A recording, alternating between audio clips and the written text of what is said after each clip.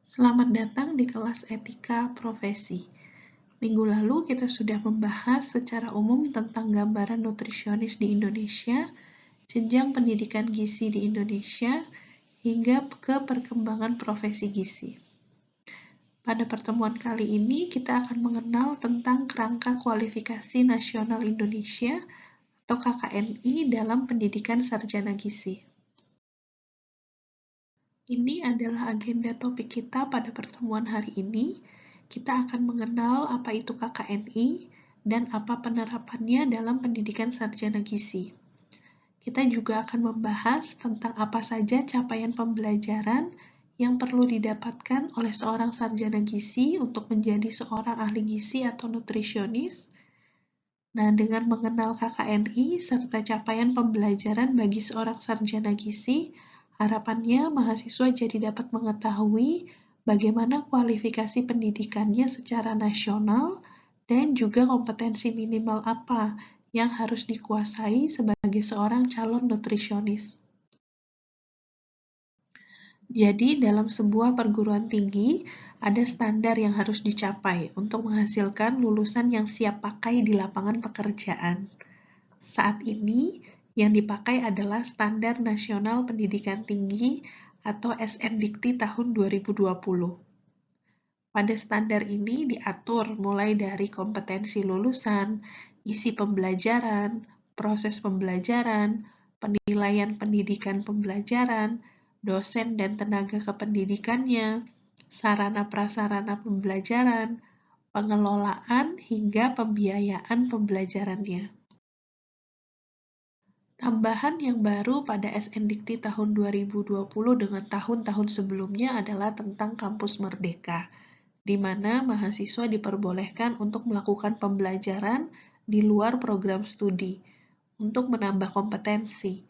Tapi tentunya tetap ada aturan-aturan atau standar yang harus dipenuhi. Misalnya ada standar dosen pembimbingnya, standar pembiayaan, standar kerjasama, dan sebagainya. Kampus Merdeka ini diharapkan dapat memberikan pengalaman kontekstual lapangan yang akan meningkatkan kompetensi mahasiswa secara utuh, sehingga mahasiswa siap kerja atau bahkan mahasiswa dapat menciptakan lapangan kerja baru.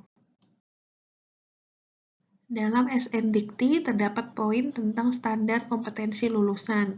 Dalam standar kompetensi lulusan ini ditetapkan juga capaian pembelajaran, yang meliputi mulai dari capaian pengetahuan, keterampilan umum, sikap, dan juga keterampilan khusus yang harus dicapai oleh setiap lulusan prodi. Acuan dalam menentukan standar kompetensi lulusan ini adalah KKNI, atau Kerangka Kualifikasi Nasional Indonesia. Selanjutnya adalah standar proses pembelajaran. Standar ini juga diatur dalam SNDIKTI. Berapa banyak beban belajar minimum atau SKS mahasiswa untuk tiap jenjang pendidikan, serta lama masa studinya. Untuk jenjang sarjana seperti sarjana gizi, memiliki beban belajar minimum 144 SKS dan ditempuh dalam masa studi minimal 4-5 tahun. Selanjutnya kita akan bahas tentang Kerangka Kualifikasi Nasional Indonesia atau KKNI.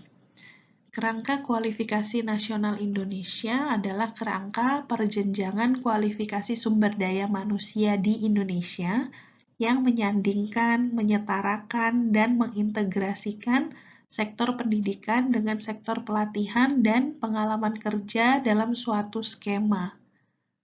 Sehingga ada pengakuan terhadap kemampuan kerja yang disesuaikan dengan struktur di berbagai sektor pekerjaan. Setiap jenjang kualifikasi pada KKNI memiliki kesetaraan dengan capaian pembelajaran yang dihasilkan melalui pendidikan, pelatihan kerja, ataupun pengalaman kerja. Itu mengapa dalam penyusunan capaian pembelajaran di tingkat prodi harus mengacu juga pada jenjang KKNI ini.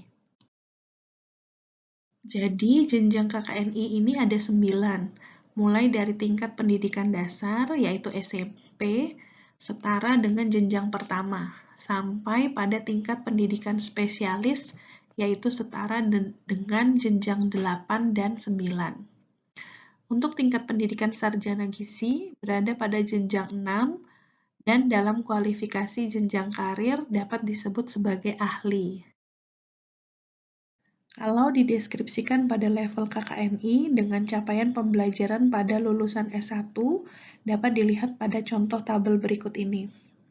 Ini adalah contoh profil lulusan untuk tingkat sarjana atau S1, yaitu sebagai manajer atau administrator, peneliti, pendidik, hingga edukator atau penyuluh. Berikut ini adalah perbedaan capaian pembelajaran untuk tingkat diploma 3, sarjana terapan, sarjana gizi, hingga profesi dietitian. Profil lulusan yang diinginkan sebagai seorang sarjana gizi meliputi sebagai care provider, decision maker, community leader, dan juga researcher. Sedangkan poin penting capaian pembelajaran sebagai seorang sarjana gizi adalah mampu mengelola pelayanan gizi berdasarkan penilaian gizi yang sudah baku secara mandiri atau sebagai care provider. Capaian pembelajaran selanjutnya adalah mampu mengambil keputusan atau sebagai decision maker dalam melakukan penilaian status gizi, mengaplikasikan prinsip-prinsip ilmu gizi, mengembangkan pelayanan, serta mampu berperan sebagai community leader atau pemimpin dalam bekerja sama dengan tim atau kelompok. Sebagai seorang sarjana gizi juga diharapkan mampu menggunakan dan mengelola media sebagai metode pendidikan gizi kepada sasaran masyarakat. Capaian pembelajaran selanjutnya adalah mampu mengelola manajemen penyelenggaraan makan pada institusi dengan konsep manajemen yang benar. Yang terakhir, sebagai seorang sarjana gizi juga harus mampu mengembangkan rencana bisnis untuk program, produk, atau layanan gizi, serta mampu berpikir secara ilmiah untuk mengambil keputusan maupun melakukan penelitian gizi dan memiliki kemampuan belajar untuk terus berkembang dengan masalah gizi yang ada di masyarakat. Setelah belajar memahami tentang Standar Nasional Pendidikan Tinggi, Kerangka Kualifikasi Nasional atau KKNI, serta capaian pembelajaran pada jenjang sarjana gizi ini, menurut kamu, apakah yang kamu pelajari di Prodi Sarjana Gizi saat ini sudah sesuai dengan capaian pembelajaran yang diinginkan dalam KKNI? Tulis jawaban dan penjelasan kamu secara singkat dan padat pada kolom komentar pertemuan ini di Google Classroom.